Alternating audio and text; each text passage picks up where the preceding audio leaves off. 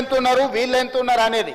Total population 21%, 51%, 18%, 10% టోటల్గా లెక్కేస్తే ఇది 100% కాదా అధ్యక్ష? ఎవరిని తప్పుదోవ పట్టిస్తారు? సభను తప్పుదోవ పట్టిస్తే ఎట్లా అధ్యక్ష? రెండవ పాయింట్, ఈ డాక్యుమెంట్కి 10 సంవత్సరాలు, ఒకవేళ ఇది అఫీషియల్ డాక్యుమెంటా కాదా అక్కడ ఉన్న మంత్రివర్గంలో పనిచేసిన మంత్రులు చెప్పాలి. పెద్దలు శ్రీనివాస్ యాదవ్ గారు చెప్పినా నాకు అభ్యంతరం లేదు, లేకపోతే ఆ పక్కన హరీష్ రావు గారు, తారక రామారావు గారు ఇది అఫీషియల్ డాక్యుమెంట్, ప్రభుత్వ నివేదిక అని ఒకవేళ వాళ్ళు చెబితే దీని మీద చర్చ చేద్దాం అధ్యక్ష.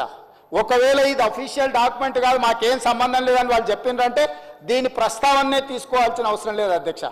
కాబట్టి దయచేసి మిత్రుడు పాయల శంకర్ గారికి నా సూచన, ఈరోజు ఈ ప్రభుత్వం ప్రతి 150 కుటుంబాలకు ఈరోజు ఇంటింటికి తిరిగి ఒకవేళ 2 స్టిక్కర్లు వేసినా, 1 స్టిక్కర్ వేసినా అంటే 2 సార్లు ముందు జాగ్రత్తగా ఎమ్మెల్యే గారు అని భయపడే ఉన్న 2 స్టిక్కర్లు అతికించిన అధ్యక్ష బాగా పనిచేసిందని అభినందిస్తాడేమని. ఈరోజు ఇందులో మేము ఏదైతే చెప్తున్నామో 100% మేము ఇది ఓన్ చేసుకుంటున్నాం అధ్యక్ష, మేము బాధ్యత తీసుకుంటున్నాం. ఈరోజు ఇందులో మేము ప్రకటించే ఈరోజు ఇందులో ఏదైతే మేము సమాచారాన్ని ఇచ్చినామో 100% మా ప్రభుత్వ అధికారులు ఇల్లు తిరిగి పూర్తి స్థాయిలో సమాచార సేకరణ చేసి ఆ సమాచారం ఇచ్చేస్తున్నాం అధ్యక్ష. అదేవిధంగా మిత్రుడు శ్రీనివాస్ యాదవ్ గారు కూడా మాట్లాడేటప్పుడు నేను విన్నా, సరేగా దాని మీద పెద్ద చర్చ చేయొద్దు అనుకున్నా, కానీ ఇంత ఎక్స్టెన్సివ్ సమగ్ర కుటుంబ సర్వే చేస్తే మేము చేసిన ఈ ఇల్లు తిరిగి చేసుకొచ్చిన సర్వేలు అధ్యక్ష, పాల్గొన్న వాళ్ళ గురించి పేర్లు చెప్తా అధ్యక్ష. ఈ సర్వే 50 రోజులు జరిగింది, ఒక్కరోజు కాదు, ఇండ్ల దగ్గర కూడా వెళ్ళారు. Kalvakuntla Chandrasekhara Rao garu MLA Gajwel, Kalvakuntla Taraka Rama Rao garu MLA Sircilla, Tanneeru Harish Rao garu MLA Siddipet, Padma Rao garu MLA Secunderabad, Palla Rajeshwar Reddy MLA Secunderabad, Pochampalli Srinivas Reddy MLC మన అదొకటి. అదేవిధంగా అధ్యక్ష, అదేవిధంగా మా మిత్రుడు పాయల్ శంకర్ గారికి కూడా తెలవాలి, శ్రీమతి డికే అరుణ మహబూబ్ నగర్ ఎంపీ. అధ్యక్ష, వీళ్ళందరూ సర్వేలో పాల్గొనకుండా నేను అడిగిన కొంత మిత్రులను అందులో ఉన్న వాళ్ళని, ఏందా సారు ప్రధాన ప్రతిపక్ష నాయకుడు, లేకపోతే వీళ్ళంతా మంత్రులు చేశారు, ఎందుకు సర్వేలో పాల్గొంటలేరంటే, అన్నా నువ్వు ఇచ్చిన సర్వేలో ఇంతకుముందే చెప్పకనే పెద్దలు శ్రీనివాస్ యాదవ్ గారు చెప్పారు ఒక మాట, మీరు ఇన్ని వివరాలు అడిగితే మా సార్ వాళ్ళు ఎట్లిస్తారని. 5వ పేజీలో ఏముంది అధ్యక్ష, మీ భూమి వివరాలు చెప్పండి అని అడిగినాం అధ్యక్ష. ఒక్క దెబ్బకే చంద్రశేఖరరావు గారు, తారక రామారావు గారు, హరీష్ రావు గారు వీళ్ళందరూ ఎవరు సమాచారమే ఇవ్వలేరు అధ్యక్ష. ఇప్పుడు మేము ఏం అడిగినాం అధ్యక్ష, దీంట్లో అందరూ 3,54,138 మంది సర్వేలో పాల్గొంటే ఇక్కడున్న ఎమ్మెల్యేలు, మంత్రులు అందరూ వివరాలు ఇస్తే భూముల వివరాలు అడగంగానే సర్వేలో పాల్గొన్నారా అధ్యక్ష? సర్వేలో పాల్గొన్న వాళ్ళు వెనకాల నుంచి శంకర్ని పాడు చేస్తున్నారు అధ్యక్ష, అబద్ధాలు చెప్పి. శంకర్ మంచోడు అధ్యక్ష, నాకు తెలుసు పర్సనల్గా, కానీ ఆయనను కూడా ఖరాబ్ చేసి ఇంత ముఖ్యమైన ఇంత ఇంపార్టెంట్ మనం చర్చ చేస్తుంటే ఈ తప్పుడు నివేదికలు తీసుకొచ్చి ఈ లెక్కలు మాట్లాడుతున్నారు అధ్యక్ష. నేను ఒకటే మాట చెప్పదలుచుకున్నా, 1931 కాదు అంతకంటే ముందు 1941, 51, 61, 71, 81, 91, 2001, 2011 ప్రతి 10 సంవత్సరాలకు జనాభా లెక్కలు చేసింది అధ్యక్ష. 2014లో నరేంద్ర మోడీ గారు ప్రధానమంత్రి అయిన తర్వాత 2021 జనాభాను ఈ రోజు వరకు లెక్కిస్తలేరు అధ్యక్ష. ఎందుకంటే వాళ్ళకి జనాభాను లెక్కించడం, బలహీన వర్గాలకు వాళ్ళ హక్కులు ఇవ్వడం భారతీయ జనతా పార్టీకి ఇష్టం లేదు అధ్యక్ష. ఎందుకంటే భారతీయ జనతా పార్టీ నిజంగానే ఈ దేశ ప్రధానమంత్రి నరేంద్ర మోడీ గారు బలహీన వర్గాలకు ఏదైనా సాయం చేయాలి అనుకుంటే 2021 జనాభా లెక్కలు ఈ రోజు వరకు 2025 సంవత్సరం జనవరిలో ఉన్నాం అధ్యక్ష.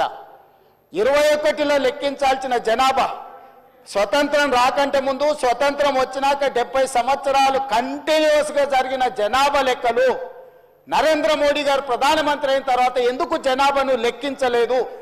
ఎందుకు మా మిత్రులు భారతీయ జనతా పార్టీ వాళ్ళు ఈరోజు నరేంద్ర మోడీ గారు జనాభాను లెక్కించలేదు? దీనికి బాధ్యత ఎవరు? నరేంద్ర మోడీ గారిని జనాభాను లెక్కించమని ఎందుకు అడుగుతలేరు? ఆ జనాభాను లెక్కించమని, లెక్కించే జనాభాలో కులగణన కూడా జరగాలి అని ఈరోజు రాహుల్ గాంధీ నిన్న ప్రధాన ప్రతిపక్ష నాయకుడిగా ప్రధానమంత్రిని డిమాండ్ చేశారు. దానికి సమాధానం లేదు అధ్యక్ష.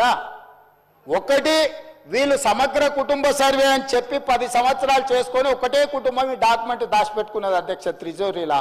ఎన్నికలు వచ్చినప్పుడల్లా ఈ కులగణన ఇవన్నీ లెక్కలు పెట్టుకొని దీని ప్రకారం నేను అడుగుతున్న 10 ఏళ్ళు ఇట్లనే అబద్ధాల సంఘం అట్లనే ఇది అఫీషియల్ డాక్యుమెంట్ కాదు. నేను అందుకే చెప్పినా, అందుకే చెప్తున్నా ఈ రోజు వరకు అధ్యక్ష ఇంతవరకు ఈ డాక్యుమెంట్ బయట గ్రూపులలో సర్క్యులేట్ చేస్తారు. ఈ డాక్యుమెంట్ ఇంతవరకు వాళ్ళు సర్వే చేసినాం, మేము ఒకటే రోజులు చేసినాం, మేము చాలా పొడిచేసినాం, చింపేసినాం, లేనోడు లేనట్టే ఉన్నోడు ఉండాల్సిందే అని ఆ రోజు ఎంతో హడావిడి చేశారు. తెలంగాణ మొత్తం బంద్ అన్నారు అధ్యక్ష.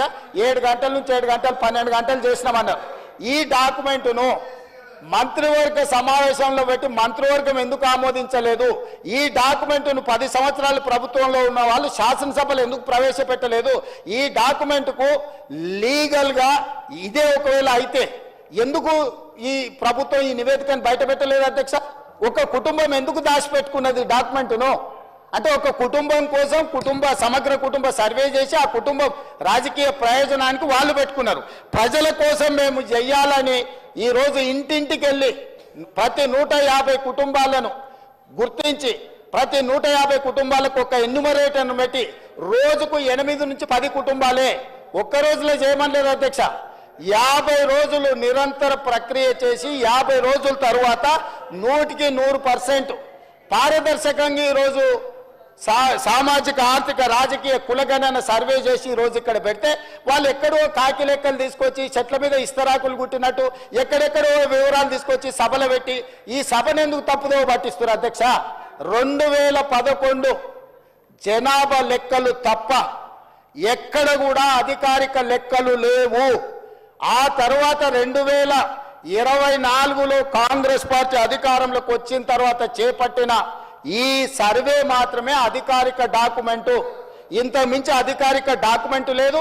ఇట్లాంటి లెక్కలు చెప్తే సభను తప్పుదోవ పట్టించడమే, సమాజాన్ని తప్పుదోవ పట్టించడమే. 2011 జనాభా లెక్కల ప్రకారము 3,50,03,674 మంది అధ్యక్ష 2011 జనాభా లెక్కల ప్రకారం. ఈ రోజు మా ప్రకారము 3,70,00,000 పైచిలకు జనాభా అధ్యక్ష. ఇంకెక్కడ కూడా అధికారికంగా లెక్కలు లేవు. ఎవరైనా చెప్తే ఊహించో లేకపోతే అబద్ధాలు ఎవరైనా చెప్తే అవి మోసుకొచ్చి ఇక్కడ చెప్పుడు తప్ప ఏ చర్చకు తావు లేదు. అందుకే దయచేసి మా మిత్రులను బలహీన వర్గాలను సామాజిక న్యాయం చేయాలని ఒక ఉక్కు సంకల్పంతో రాహుల్ గాంధీ గారి మాట ప్రకారం ఈరోజు కాంగ్రెస్ పార్టీ ఏదైతే ప్రయత్నం చేస్తుందో ఈ ప్రయత్నానికి సహకరించండి. నరేంద్ర మోడీ గారిని 2021లో లెక్కించాల్సిన జనాభా లెక్కలు ఇంతవరకు లెక్కించలేదు. వాళ్ళు అడిగారు, వీళ్ళు లెక్కించరు. మేము అడుగుదామంటే సహకరించరు. ఈ రకమైన ప్రయత్నాలు బలహీన వర్గాల సంక్షేమానికి ఉపయోగం ఉండదు. దయచేసి ఇట్లాంటి అర్థం పర్థం లేని అన్ని కాగితాలు తీసుకొచ్చి సభను తప్పుదో పట్టించొద్దు. ఇప్పుడు ఏదైతే చేస్తున్నామో 100% పారదర్శకంగా ఉంది. మిగతా 16 లక్షల కుటుంబాలు ఏవైతున్నాయో ఆ 16 లక్షల మంది వివరాలలో 3 లక్షల పైచిలకు కుటుంబాలు ఉన్నాయి కదా అధ్యక్ష. ఇగో 4-5 ఇన్నే ఉన్నారు అధ్యక్ష ఈ సభలో. ఎందుకు వివరాలు అందించలేదు? తెలంగాణ సమాజానికి వాళ్ళు క్షమాపణ చెప్పాలి అధ్యక్ష. ప్రభుత్వం అధికారికంగా సేకరిస్తున్న సమాచారాన్ని ప్రజాప్రతినిధులుగా ఉండి పక్కదారి పట్టించి వివరాలు ఇవ్వకుండా ఈరోజు సభలో ఏదేదో మాట్లాడితే ఎట్లా అధ్యక్ష? దయచేసి సహకరించండి. ఇప్పుడు కూడా నేను కోరుకుంటున్నా హరీష్ రావు గారిని, చంద్రశేఖర్ రావు గారిని, తారక రామారావు గారిని, పద్మారావు గారిని, పోచంపల్లి శ్రీనివాసరెడ్డి గారిని, వీళ్ళందరినీ నేను కోరుకుంటున్నా దయచేసి ఈ సర్వేలో పాల్గొనండి, వివరాలు ఇవ్వండి. ఇవాళ బలహీన వర్గాలకు న్యాయం జరిగే విధంగా మనం చర్యలు చేపడదాము. ఇన్ని సంవత్సరాల ఆలస్యమైన కనీసం ఇప్పుడైనా వాళ్ళ కోసం పనిచేద్దాము. ఇక 42% రిజర్వేషన్ గురించి మా మిత్రుడు శ్రీనివాస్ యాదవ్ గారు అన్నారు. నేను ఒక మాట సూటిగా వారికి సమాధానం నేను చెప్పదలుచుకున్నా. చట్టపరంగా 42% రిజర్వేషన్ ఇవ్వాలి అని అంటే రాజ్యాంగ సవరణ జరగాలి.